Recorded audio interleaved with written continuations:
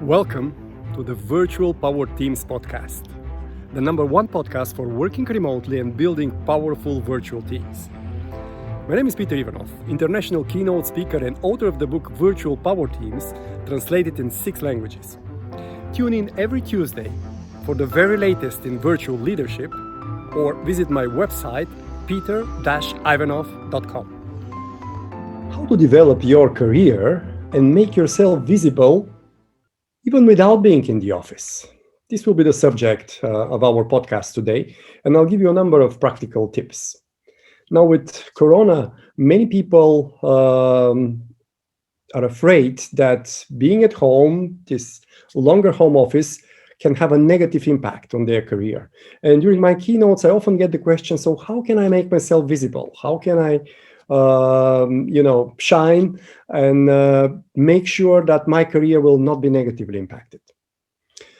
So I'll give you several tips structured in 2 main groups. The first group is, if you are a member of a virtual power team, then some of your career management will be done, if not by default, it will be easily supported and facilitated by the culture and philosophy of a virtual power team.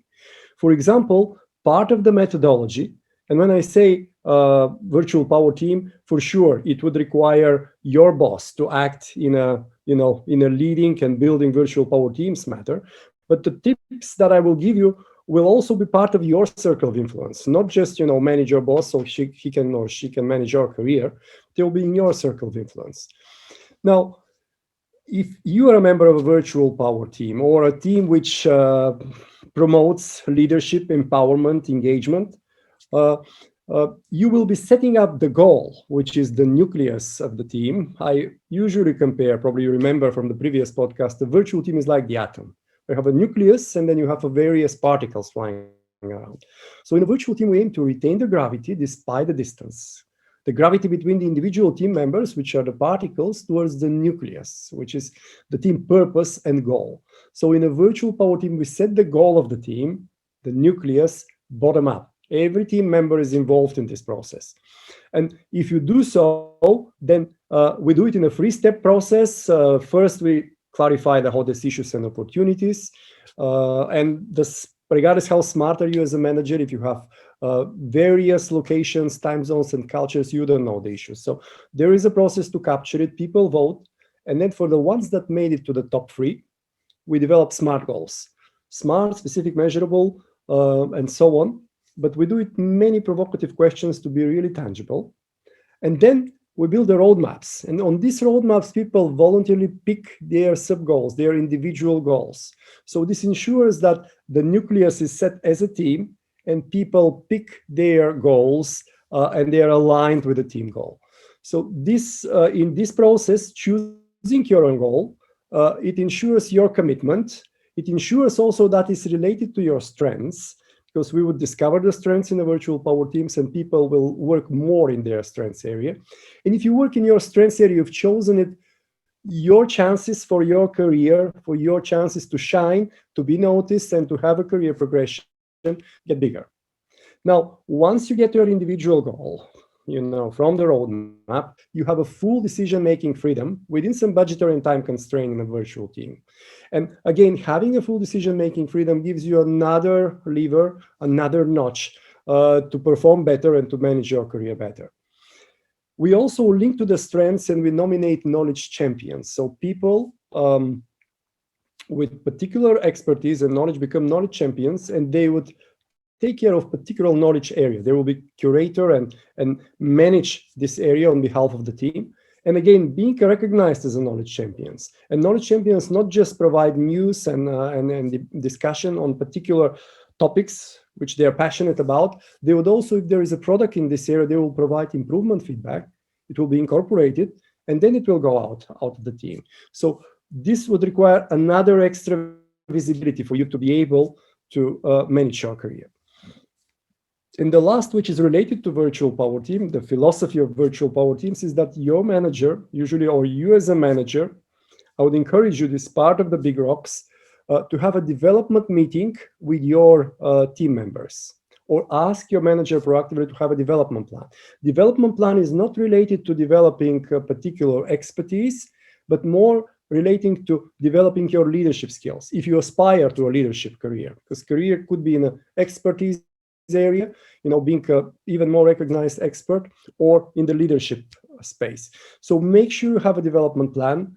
At least twice a year, review this development plan with your manager. See what you have achieved, what trainings do you need, what on-the-job assignment, which is by far the best way to develop the skills. And also, as a manager, if you have this, please also ask questions. Don't just look top down, but ask your people, how can I support you? How can I be a better manager?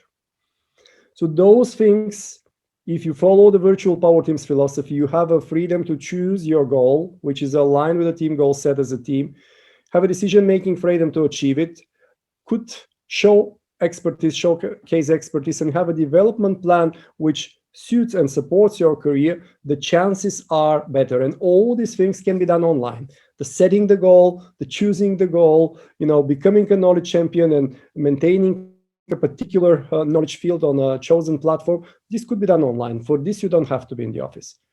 Now, let's see what else you can do yourself. Not if if your manager is not supporting the virtual power teams, but is more autocratic and controlling manager, which in remote teams doesn't work anyway, but it may be the case. What can you do, which is 100% in your circle of influence? So first of all, clarify your why, your big why.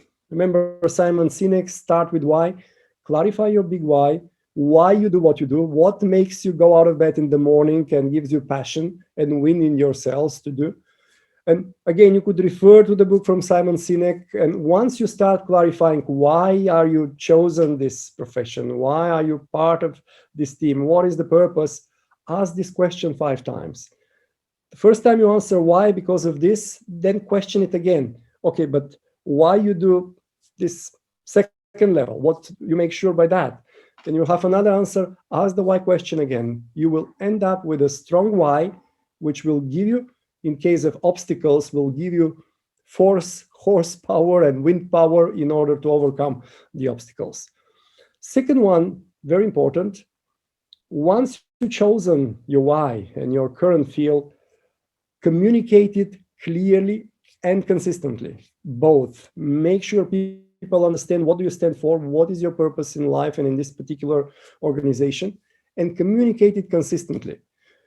Social media can help, writing a blog can help. Make sure going on your roadmap towards your mission and purpose, you communicate consistently your progress.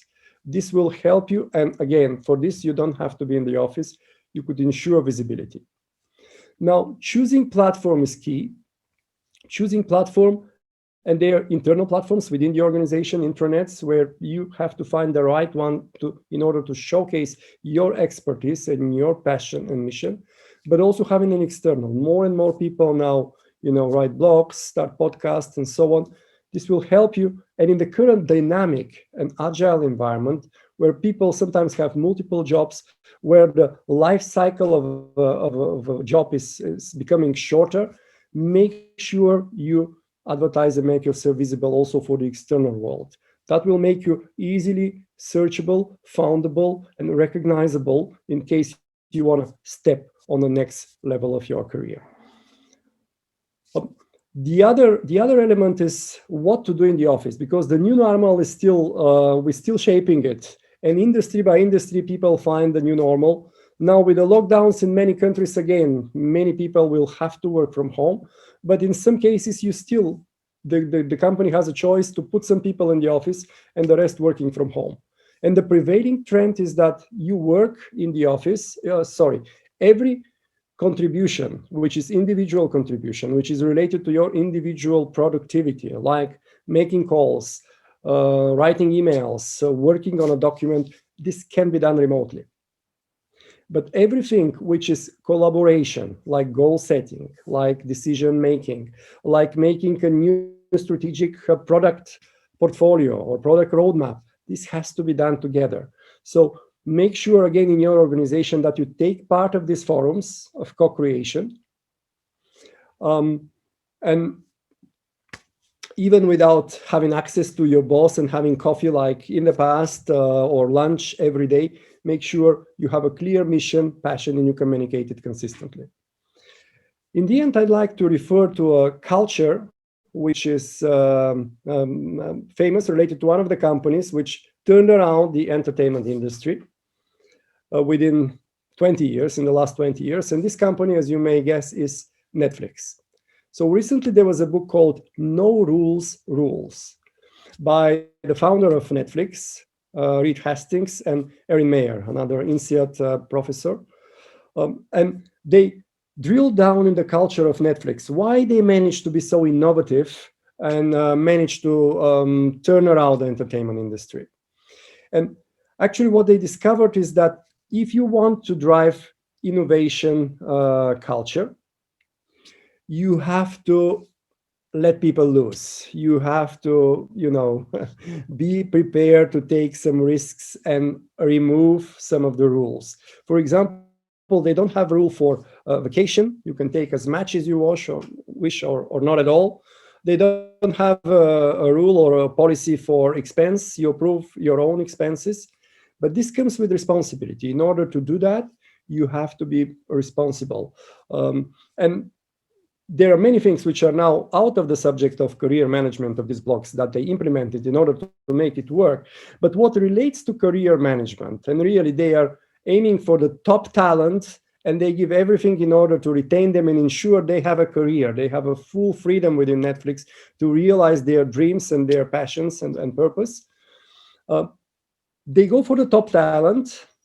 And then the typical case or statement from Steve Jobs that I'm not hiring smart people to tell them what to do, but the other way around, for they to tell me what to do. Now they have a constant reviews, performance, which is usually related to career management, and which in many multinationals is still done once a year or max twice a year, like mid-year review and then end of year review. They do it constantly. They do it more than once in a year. And they went for, which again, will give you an opportunity to manage your career very proactively, because you have in a constant relationship with your boss and other stakeholders and showcasing what you do and your contribution.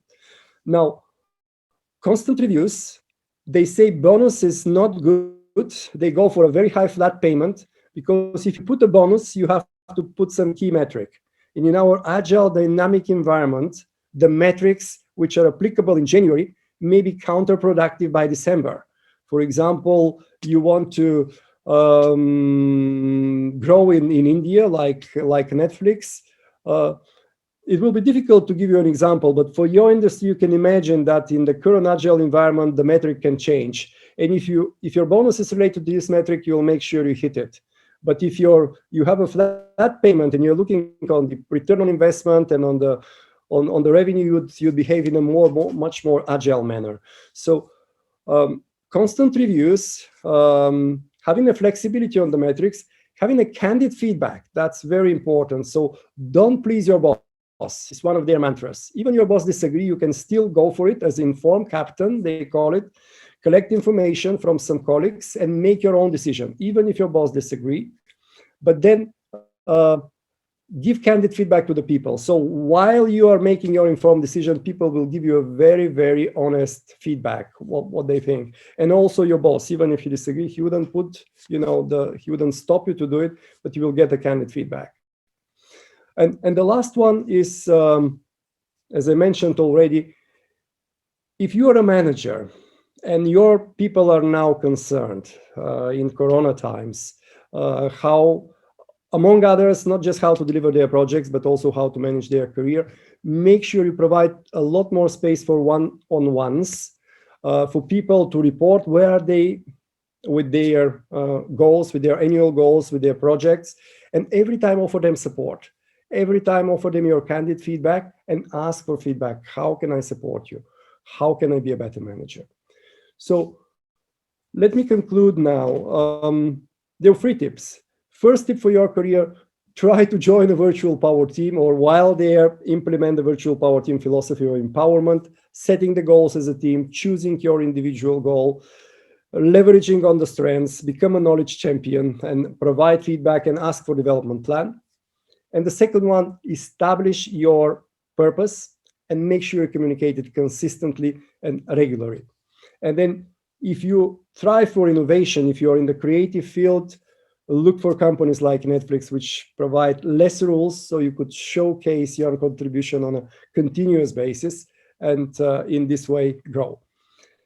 Hope you found some good tips. I wish you good luck in managing and building your career and your virtual power teams. Big virtual power hack from me, Peter Ivanov, and I see you next week.